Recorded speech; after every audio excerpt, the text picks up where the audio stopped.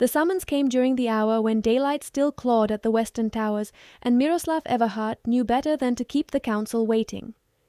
He descended into the war room beneath the main hall, where his advisers sat in a half-circle of shadow and candlelight, their pale faces arranged in what they probably believed passed for deference. They had ruled in his minority, and even now that he wore the crown in truth, they still moved pieces across boards he was only shown after the game had begun. "The Thornwood faction grows bold," said Cassian, eldest of the regents. His white hair fell past his shoulders like a funeral shroud. "They've been courting the Harlow family for 3 months. If that alliance solidifies, we lose access to the blood banks in the eastern corridor." Miroslav leaned against the stone table, arms crossed. He was young for a vampire king, barely 2 centuries turned, with the kind of classical features that made mortals think of marble statuary. White hair, pale skin, dark eyes that could go from warm to cutting in a heartbeat. Then outbid them. It's not about money. This from Severin, whose specialty was information. The Harlows want legitimacy, a marriage alliance with vampire nobility. So offer them one. We are.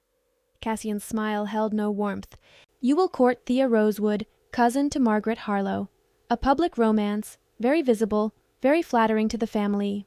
While the Thornwoods waste time being outraged by our audacity, we finalize the real arrangement with Margaret herself. By the time anyone realizes the cousin was a diversion, the contracts will be signed. Miroslav studied the face of each council member in turn. "You want me to pretend to fall in love with a woman you've selected as a decoy? We want you to be seen courting her for precisely 3 weeks, attend functions, dance, smile. You're quite good at charm when you bother to employ it." Severin slid a folder across the table. "She's been informed a vampire nobleman wishes to make her acquaintance. She doesn't know which one, and she certainly doesn't know why. She lives quietly, works in a bookshop, avoids society. Perfect for our purposes. Forgettable." He opened the folder. The photograph showed a woman with a round, pretty face and an expression of mild annoyance at having her picture taken. Dark curls, full cheeks, soft arms, visible in a summer dress. The file noted her weight with clinical precision, as if it were relevant to anything that mattered. "She's lovely," Miroslav said quietly. "She's fat," Cassian corrected, missing the edge in his king's voice entirely. "Which serves us well. No one will believe the attachment is real, so breaking it off will cause no scandal. The Thornwoods will assume we're mocking the Harlows and overplay their hand. Margaret will be grateful we're making her difficult cousin someone else's problem for a few weeks. Everyone wins." Miroslav closed the folder. He wanted to refuse, wanted to tell them to run their schemes without using him as bait, but the Eastern Corridor blood banks sustained 400 vampires through legal, ethical channels, and losing them would mean a return to the old ways, the hunting, the fear, people would die. 3 weeks, he said, and then this ends cleanly, no one gets hurt. "Of course, Your Majesty." The introduction was arranged at a gallery opening, neutral ground where mortals and vampires mingled with the careful politeness of species who had agreed to a truce but not quite to trust. Miroslav arrived early, positioned himself near a painting he didn't see, and watched the door. Thea Rosewood entered at 8:15, alone. She wore black, which surprised him, a simple dress that skimmed her curves without apology. Her hair was pulled back and she moved through the crowd with the careful navigation of someone who had learned to take up space while pretending not to notice the stairs. He intercepted her near the sculpture gallery. "Thea Rosewood?" She turned, and her eyes were the color of whiskey in sunlight. "That's me. You must be the vampire." Direct. He liked that. "Miroslav Everhart." "Everhart." She tested the name. "As in the Royal Everhart?" "Does it matter?" "Only if you're going to be insufferable about it." She tilted her head. "Are you?" Something cracked open in his chest, unexpected and sharp. She wasn't performing, wasn't simpering or calculating. She looked at him the way someone might look at a book they were deciding whether to buy. "I try not to be," he said, "though I'm told I don't always succeed." "Honest? That's a start." She gestured to the nearest sculpture, a twisted metal thing that probably meant something to someone. "Did you actually want to look at art, or is this one of those vampire political things where everything means something else?" He should have lied, should have deployed the charm Severin mentioned, played the role. Instead he said, "Both. I was told you might be here. I wanted to meet you." "Why?" because his council had selected her as a pawn, because her family was useful, because none of this was real. "Because I read that you manage the rare books collection at Hartley's," he said, pivoting to the research he'd done after the meeting, "and I have a first edition problem I can't solve." Her expression shifted, warming with the particular light of someone meeting a fellow obsessive. What kind of problem? They talked for an hour. She knew her field the way he knew bloodline politics, with the ease of real expertise. She was funny without trying to be, dry observations delivered in a tone that assumed he was smart enough to keep up. When she laughed, really laughed, it was loud and unself-conscious. He was gone before she even touched his hand. "Dance with me," he said, as the gallery music shifted to something slow. "Here?" She glanced around at the crowd. "Why not?" "Because I don't dance well, and you're apparently royalty, and this feels like the setup to something. Perceptive. It's just a dance." She studied him for a long moment, then shrugged. "All right, but when I step on your feet, remember you asked." She was right, she wasn't technically skilled, but she followed his lead with the same directness she brought to conversation, and when he pulled her closer than strictly proper, she didn't pull away. "You're staring," she said. "You're beautiful. I'm fat. Those aren't contradictory statements." She missed a step. He steadied her, hand warm against her back. She was soft everywhere, curves and warmth, and she smelled like old paper and vanilla. "People don't usually—" She stopped. "Men who look like you don't usually mean that. Then they're fools." The song ended. She stepped back, but her expression had shifted into something careful. "What do you want from me, Miroslav?" "Everything." The truth lodged in his throat. "To see you again. This feels like a bad idea." "Probably." He pulled out his phone. "Give me your number anyway." She did. The courtship was supposed to be public, and so it was. He took her to Vampire Society functions where she faced the stairs with a straight spine and barbed wit. Took her to mortal restaurants where they argued about books and history and the ethics of immortality. He learned she took her coffee black, voted in every election, and had a talent for seeing through pretension that made her dangerous in all the best ways. The council was pleased. They paraded through 3 galas in the first week, and the Thornwoods sent increasingly agitated letters. Margaret Harlow began negotiations with Severin. Everything was proceeding according to plan, except Miroslav wasn't pretending anymore. "You know this is insane," Thea said one evening. They were in his private library, a room few mortals ever saw. She sat curled in a leather chair with a volume of medieval poetry he'd acquired in 1823. "You're a vampire king. I work retail. You're the head of a rare books department at one of the most prestigious. It's still retail." She closed the book. "And you're avoiding my point." He knelt in front of her chair, taking her hands. "What do you want me to say?" "I want to know why you picked me." Her voice went quiet. "I'm not stupid, Miroslav. I know what I look like, I know what you look like, and I know vampire politics are complicated. So tell me what this is really about."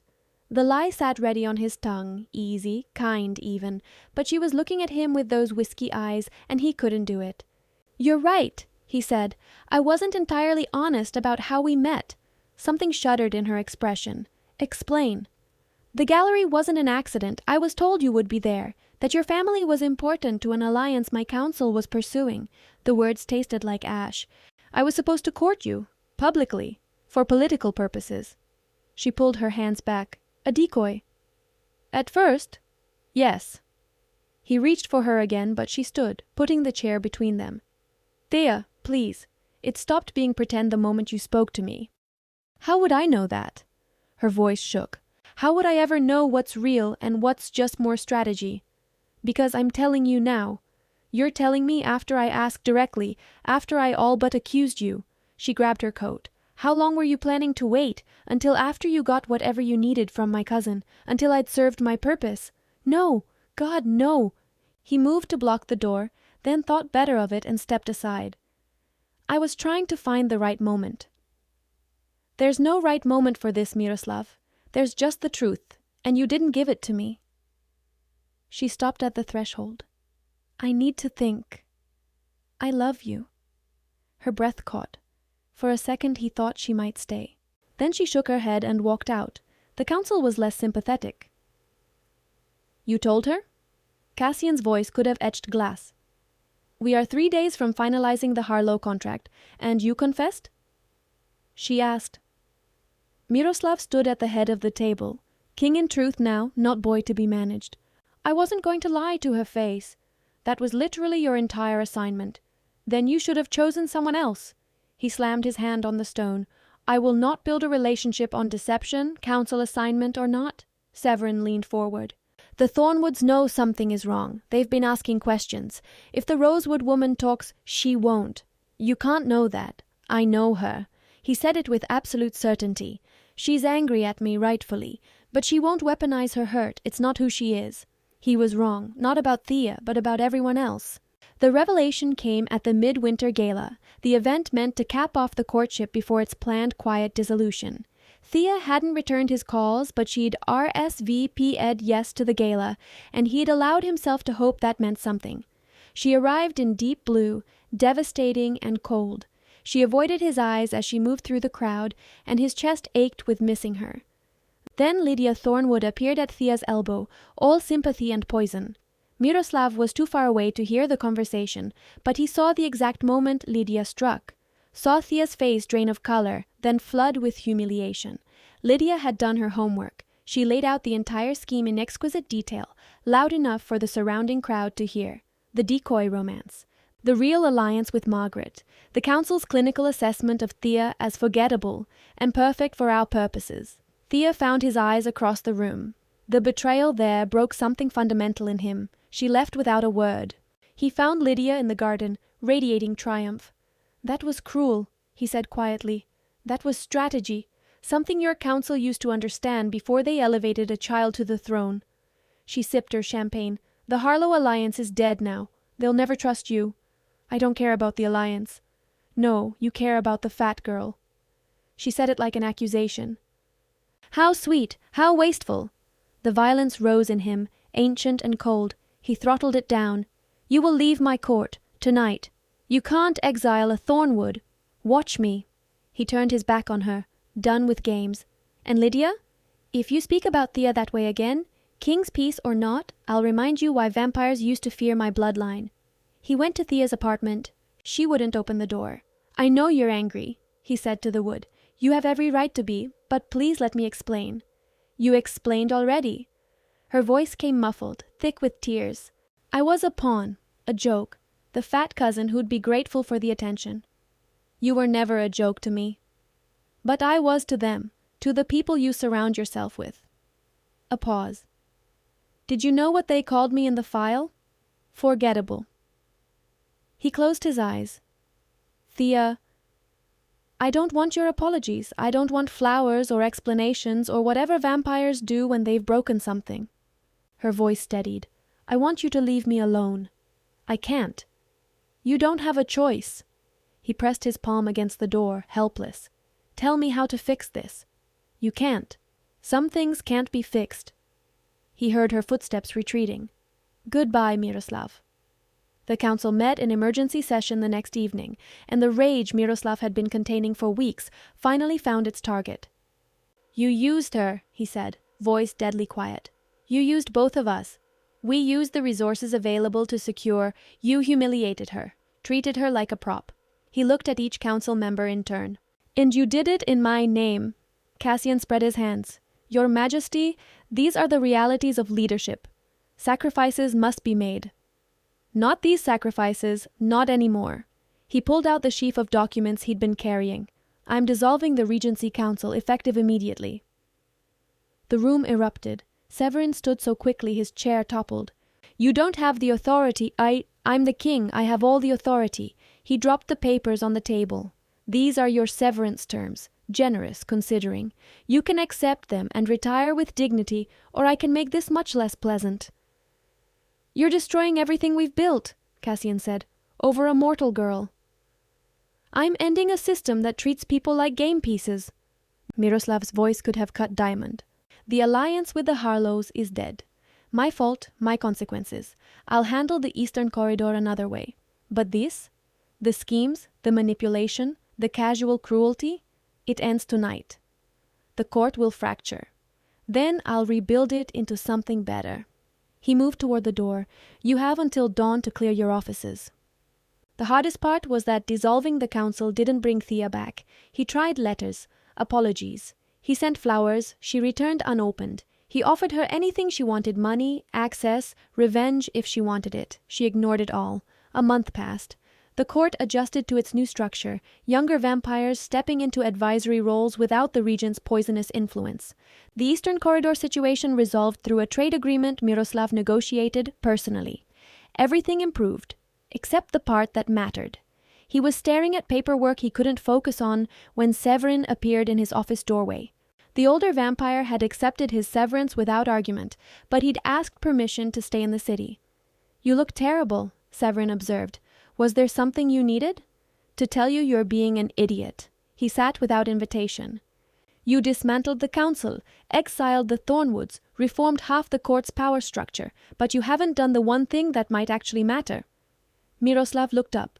"Which is?" "Tell everyone the truth, publicly. Not in some private apology she can ignore, but in front of the entire court." Severin's expression was unreadable. "You were willing to blow up your government for her. Show her that. Let everyone see what she means to you. She won't come to court. Then make it unmissable." The invitation went to every vampire household in the territory, every allied mortal family, every social connection the court possessed. A general assembly, mandatory attendance, topic undisclosed. And one personal invitation, delivered by hand to a bookshop on 5th Street.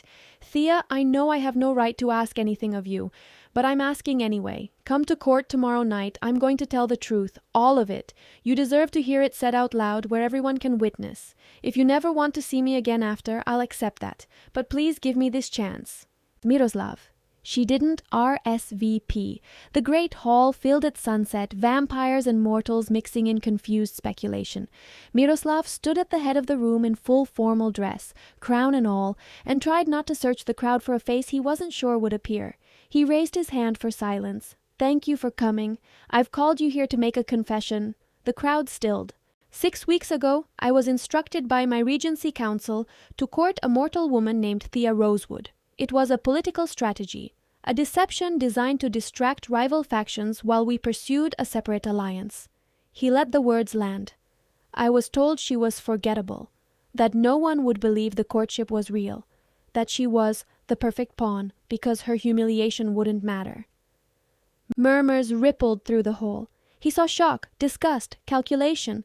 "I agreed to the plan. That's the part I can't forgive myself for. I agreed to use her." His voice roughened. "And then I met her, and she was brilliant and funny and real in a way I'd forgotten people could be. She saw through courtly flattery instantly. She called me on my pretensions. She made me want to be better than the role I was playing." He gripped the edge of the podium. "I fell in love with her before the first dance ended, and then I had to choose between the truth and the scheme, and I waited too long. I tried to find the perfect moment instead of simply being honest, and when she learned what I'd done, how we'd begun, she left, because she deserved better than a relationship built on lies." The crowd was silent now. "I dissolved the Regency Council, reformed the court, ended the alliance negotiations." He looked out at the sea of faces. "Not as punishment, but because they were right. I was willing to sacrifice anything for this woman, and a system that would use people the way we used her isn't a system worth preserving." Movement at the back of the hall. His heart stopped. Thea stood in the doorway, wearing the same black dress from the gallery. She looked furious and beautiful and there. "I asked you here tonight because you deserve to know the truth spoken aloud, witnessed by everyone who matters." He stepped down from the platform, moving toward her through the crowd that parted like water. "I love you. I have loved you from the moment you asked if I was going to be insufferable about my title, and I am so sorry that I let anyone treat you as less than precious, that I participated in it, even for a moment." He stopped a few feet away, giving her space. "I'm not asking you to forgive me. I'm just asking you to believe that everything after that first night was real. Every conversation, every dance, every moment we spent together, that was all true." Thea's eyes were wet. "You destroyed your government. I improved it. For me. For the principle. You just made me see clearly." He swallowed hard. "But yes, for you. That's insane." "Probably." He tried to smile. "I'm told I make terrible decisions when it comes to you." She crossed the remaining distance between them, and the crowd collectively held its breath. "You hurt me." "I know. I felt like a fool, like every person who'd ever looked at me and laughed was right. They were never right, and I will spend the rest of my life proving that to you if you'll let me." She reached up, touching his face. "I missed you. I hated that I missed you." "Thea, I'm not done." Her hand trembled slightly. "You don't get to just make a grand gesture and have everything be fine. We're going to have to work at this, really work, and you're going to have to keep being honest even when it's hard." Hope bloomed in his chest, painful and bright. "I can do that. And I'm going to need time to trust this again. Take all the time you need. I'm not going anywhere." She kissed him. It was soft and tentative and tasted like second chances. The crowd erupted in applause and shocked laughter, but Miroslav didn't hear any of it. "Does this mean you'll give me another chance?" he whispered against her lips. "It means I'm willing to try." She pulled back enough to look at him. "On one condition. Anything. No more schemes. No more political games using people as props. You want to be a better king? Actually be better. I promise." He pulled her close again, dizzy with relief. "I love you." "I know." She smiled finally, that real smile he'd been missing. "You just told 200 people. I'd tell 2,000. That's very romantic and also deeply embarrassing." She took his hand. "Can we leave now? This dress is uncomfortable, and I have questions about the new court structure that won't wait." He laughed, actually laughed, and led her toward the exit. The crowd parted again, and he caught Severin's eye. The old vampire nodded, almost approving. They didn't go far, just to his private quarters, where they could be alone and real without an audience. "I meant what I said," Thea told him, curled against his side on the sofa. "About needing time. I know. But I also meant it about missing you." She turned to look at him. "I tried to hate you, tried to convince myself you were just another person who'd use me and leave. But then you went and restructured your entire power base. You're worth restructuring for. I'm really not. You are to me." He tucked a curl behind her ear. "You're everything to me." She kissed him again, deeper this time. "Tell me about the new council. Who did you pick?" They talked for hours about politics and books and the future. She challenged his decisions, offered perspectives he hadn't considered, made him better just by being there. "Stay tonight," he said when the conversation finally lulled. "Not for anything except sleep. I just want you here." "Okay." She settled against his chest. "But I'm keeping my apartment." "Of course. And I'm not becoming a vampire right away. I need to think about it." His heart clenched. He'd been trying not to think about the ticking clock of her mortality. "Whatever you want." "Good," she yawned. "Ask me again in a year." It was 10 months, not because he pushed, but because she saw what it meant to build something together. She helped him reform the court's human relations policies, created an oversight board for blood bank ethics, became, without title or ceremony, one of his most trusted advisors, and somewhere in the work and the laughter and the quiet moments between, she stopped being afraid of the depth of what they had. "I want this," she said one night, tangled in his sheets. "Not just now, forever." His breath caught. "Are you sure?" "I'm terrified," she admitted. "But I'm sure. I love you. I want centuries with you, not decades. It's not an easy transition. Nothing worth having is." She kissed him. "Ask me properly." He rolled them over, pinning her gently against the mattress. "Thea Rosewood, will you let me turn you? Will you spend eternity with me, arguing about policy and books and everything else?" "Yes." The turning was private, witnessed only by his most trusted allies. She was brave through the pain, and when she opened her eyes 3 days later with vampire sight, the first thing she said was, "You're even more beautiful now. That's not fair." He kissed her forehead. "How do you feel?" "Hungry, overwhelmed, happy." She sat up carefully. "Can we go out? I want to see the city like this." They walked through the streets until dawn forced them underground. She marveled at every enhanced sense, every new perception, held his hand like an anchor. "I want to marry you," he said as they descended into the estate. "Legally or vampire ceremony?" "Both," she grinned. "Okay." The wedding was spring, human and vampire traditions woven together into something new. She wore cream silk, and he'd never seen anything more beautiful. They spoke their vows in front of the reformed court, promising partnership and honesty and love. "I can't believe this is real," she whispered during their first dance as a married couple. "Believe it," he pulled her closer. "You're stuck with me now." "Good. The court flourished under their joint guidance. They rooted out the last of the old corruption, established new alliances built on mutual respect rather than manipulation. It wasn't easy, and there were setbacks, but they faced everything together. 3 years after the wedding, Thea found him in the library looking exhausted. "What's wrong?" she asked. "The Northern Territories are threatening succession. They say we're too reformist, too soft on mortal relations." He rubbed his eyes. They might be right. "They're not." She sat on his lap, wrapping her arms around his neck. "Change is always uncomfortable. That doesn't make it wrong. What if I'm not strong enough to see it through? Then it's lucky you're not doing it alone." She kissed him. "We'll handle the North together, like we handle everything." He held her close, breathing her in. "I don't know what I did to deserve you." "You told the truth when it cost you everything." She pulled back to meet his eyes. "And then you kept telling it. That's more than deserving. That's partnership." The Northern Territories eventually fell in line. The court continued its transformation, and through it all, they remained what they'd always been. Two people who'd started as a lie and built something true from the rubble. 10 years after that first dance, Thea found Miroslav on the balcony watching the sunset. "Thinking deep thoughts?" she asked, joining him. "Thinking about the gallery, about that first night. When you were supposed to be running a scheme? When I was supposed to be pretending?" He pulled her against his side. "I failed spectacularly." "You did," she smiled. "Best failure of your life." "Absolutely." He turned to face her fully. "I love you more now than I did then. I didn't think that was possible. It's because I'm incredibly lovable." "True." He kissed her, soft and sweet. "Thank you." "For what?" "For giving me a second chance. For seeing who I was trying to be instead of who I'd been. For making me better." "You did that yourself." She touched his face. "I just loved you while you did it."